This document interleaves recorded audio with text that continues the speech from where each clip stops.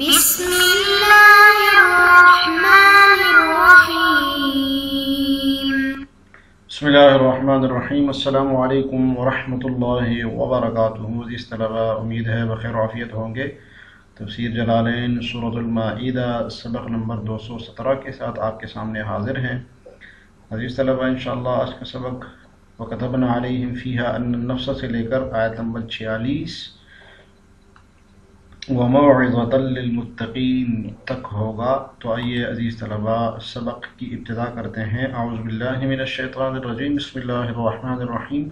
وَكَتَبْنَا عَلَيْهِمْ فِيهَا أَنَّ النَّفْسَ بِالنَّفْسِ وَالْعَيْنَ بِالْعَيْنِ، اور ہم نے ان پیغمبروں کے بعد اور ہم نے اس تورات میں ان کے لیے یہ حکم لکھ دیا تھا۔ وَكَتَبْنَا عَلَيْهِمْ، اور ہم نے لکھ دیا تھا اس کتاب میں ان پر یہ حکم، أَنَّ النَّفْسَ بِالنَّفْسِ، کہ جان کے بدلے جان، والعین بالعین، آنکھ کے بدلے آنکھ، والانف بالانف، ناک کے بدلے ناک، والاذن بالاذن، کان کے بدلے کان، والسن بالسن، اور دانت کے بدلے دانت، والجروح قصاص، اور زخموں کا بھی اسی طرح بدلہ لیا جائے۔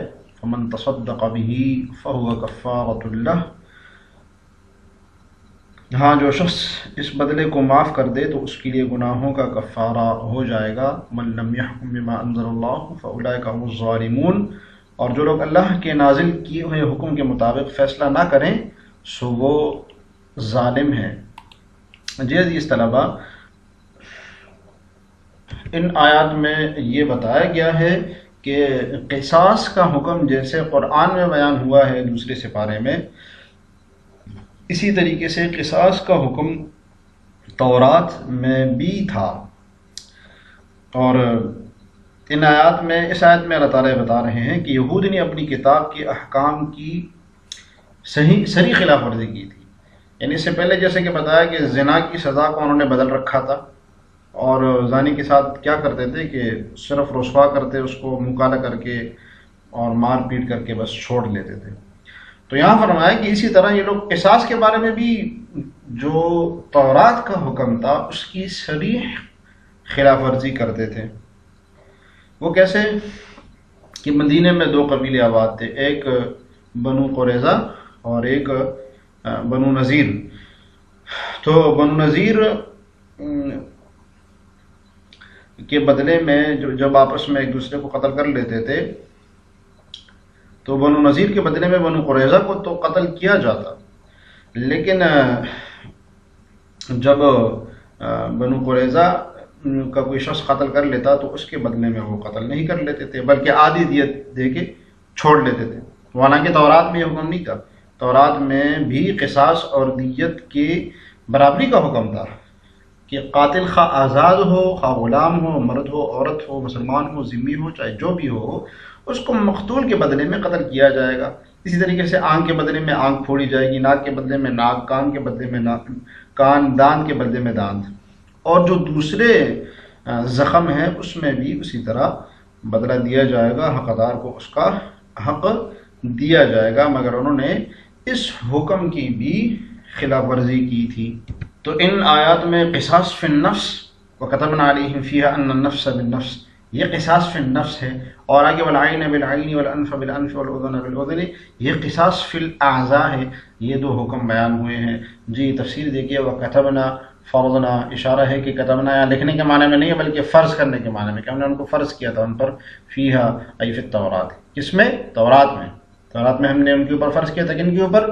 یہود کے اوپر، کہ ان النفس تقتل بالنفس، کہ ایک جان کو دوسری جان کے بدلے میں قتل کیا جائے گا، اذا قتلتھا، کب؟ جب وہ جان اس دوسری جان کو قتل کر دے۔ کیا مطلب یہ کہ جب ایک پہلی جان دوسری جان کو بغیر کسی حق کے قتل کر دے۔ یہاں پر یہ شرط بھی مانی جائے گی کہ بغیر کسی حق کے، یعنی حق نہیں تھا، مثلا قصاصاً نہیں قتل کیا، کسی اور وجہ سے نہیں قتل کیا گیا، بغیر حق کے قتل کر دے تو اس جان کو اس کے بدلے میں قتل کیا جائے گا۔ ان النفس، نفس کسے کہتے ہیں؟ نفس کہتے ہیں الانسان الحی، زندہ انسان، زندہ انسان کو نفس کہتے ہیں۔ تقتلو، قتل کیا جائے، قتل کرنے کا مطلب یہ ہے کہ روح کو جسد سے جدا کیا جائے، یعنی ایسا وار کیا جائے، ایسا اس کو مارا جائے کہ اس کا روح اس نفس کے جسم سے جدا ہو جائے، تو یہ قتل کہلایا جاتا ہے۔ تو اس کے بدلے میں اس نفس کو قتل کیا جائے گا۔ تورات میں یہ حکم تھا علیہم، کن کے اوپر؟ علی الذین ہادوا، یہودیوں کے اوپر۔ والعین تفقع بالعین، اور آنکھ کو آنکھ کے بدلے پوڑا جائے گا۔ یہ فقع العین، فقع یفقع، فقعن کا مطلب ہوتا ہے آنکھ پوڑنا، ٹھیک ہے؟ جیسے پھوڑا پن سا کسی کو نکل آتا ہے، اس کو پوڑا جاتا ہے، اس کو کہتے ہیں فقع۔ تو تفقع ہو تو آنکھ کو آنکھ کے بدلے میں پوڑا جائے گا۔ عین، عین کسے کہتے ہیں؟ آنکھ کو کہتے ہیں۔ وہ عضو جس کے ذریعے انسان دیکھتا ہے اس کو عین کہتے ہیں۔ والانف، اور تجدع بالانف، اور ناک کو ناک کے بدلے میں کاٹا جائے گا۔ جدع یجدع کا مطلب ہوتا ہے ناک کاٹنا۔ تو والانف، اور ناک کے بدلے میں تجدع بالانف، ناک کے بدلے میں ناک کاٹا جائے گا، یعنی کسی نے شخص نے اگر کسی کی ناک کاٹ لی تو اس کے بدلے میں اس کی ناک کاٹی جائے گی۔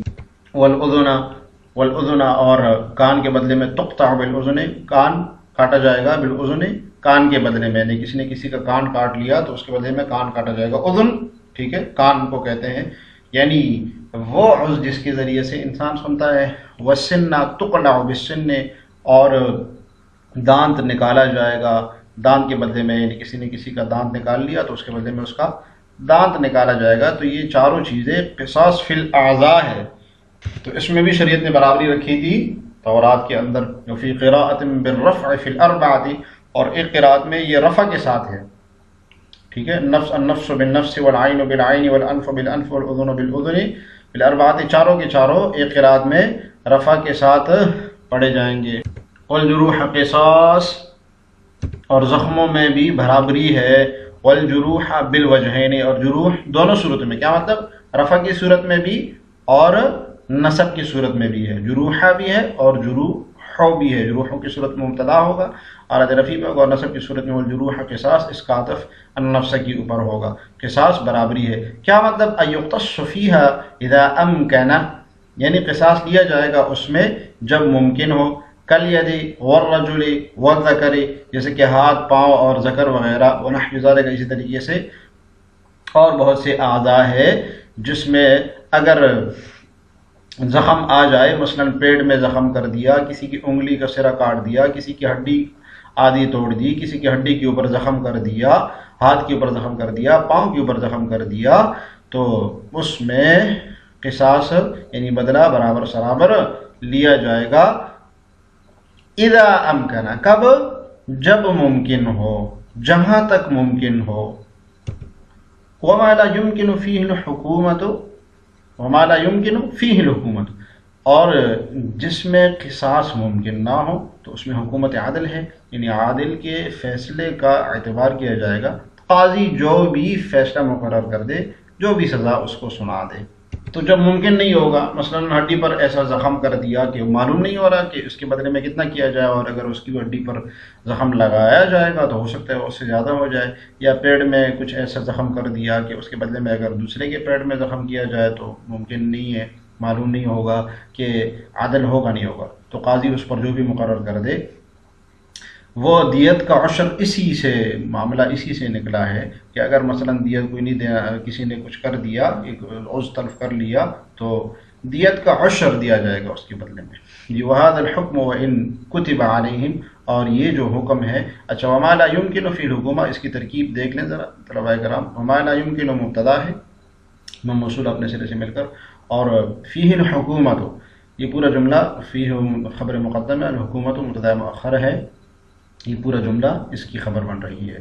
وَهَذَا الْحُكْمُ وَإِن كُتِبَ عَلَيْهِمْ، اور یہ حکم یعنی كَتَبْنَا عَلَيْهِمْ فِيهَا أَنَّ النَّفْسَ بِالنَّفْسِ وَالْعَيْنَ بِالْعَيْنِ، یہ پورا حکم قصاص کا جو ہے یہ اگرچہ ان پر یعنی یہودیوں پر فرض ہے، لیکن فَهُوَ مُقَرَّرٌ فِي شَرْعِنَا، ہماری شریعت میں بھی مقرر ہے، ہماری شریعت میں بھی یہی حکم ہے۔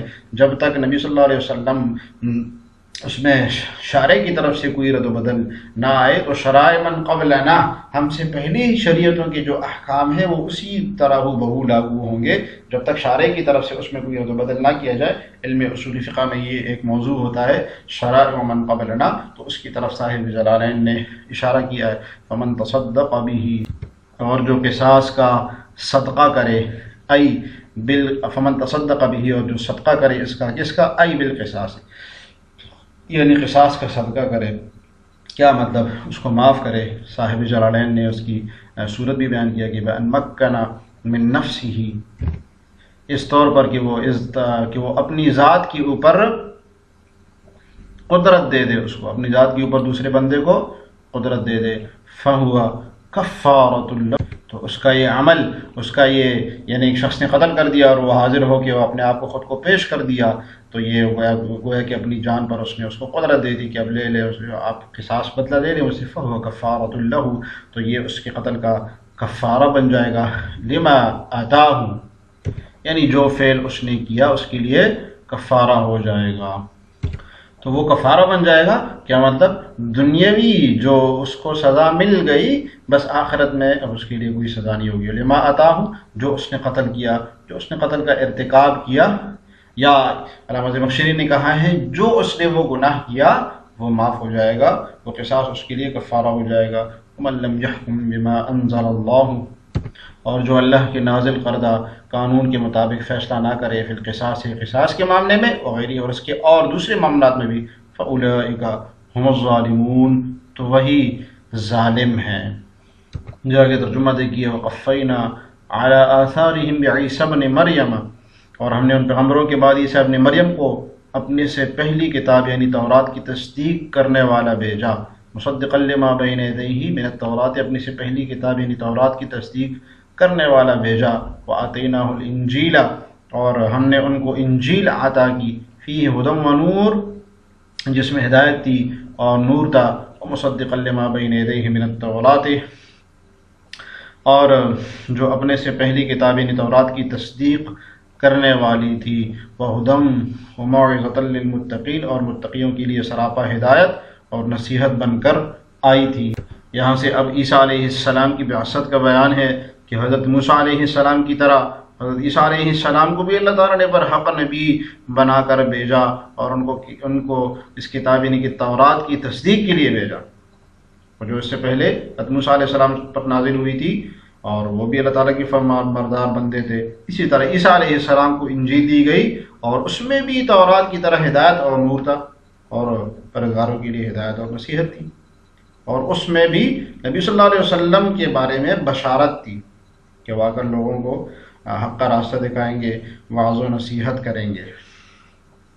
جی تفسیر دیکھیے، وقفینا اتبعنا، اس کے پیچھے ہم نے چلایا، علی آثارہم، ان کے قدموں پر، این نبیین، ہم ضمیر کا مرجع یعنی ان انبیاء کے پیچھے ہم نے بھیجا، اتباع ہم نے بھیجا ان انبیاء کے پیچھے، عیسیٰ ابن مریم، عیسیٰ ابن مریم کو، مصدقا لما بین یدیہ قبلہ، ٹھیک ہے، یعنی جو یدیہ کا معنی بتایا ہے، تعین کی ہے کہ جو اپنے سے پہلے کتابوں کی تصدیق کرنے والی تھی، من التورات، ماں کا بیان یعنی کہ تورات، وآتیناہ الانجیل، اور ہم نے ان کو انجیل دی، فیہ ھدی، جس میں ہدایت تھی، من الضلالۃ، کس سے؟ گمراہی سے، ونور، اور نور تھا اس میں، بیان الاحکام، یعنی نور کا مطلب کیا ہے کہ احکامات بیان کیے گئے تھے، ومصدقا، حال، یہ حال بن رہا ہے، ترکیب کر رہے ہیں صاحب جلالین، لما بین یدیہ، جو اپنے سے پہلوں کی کتابوں کی تصدیق کرنے والی تھی، من التورات لما فیہ من الاحکام، اس لیے جو اس میں احکام تھے اس کی تصدیق کرنے والی تھی،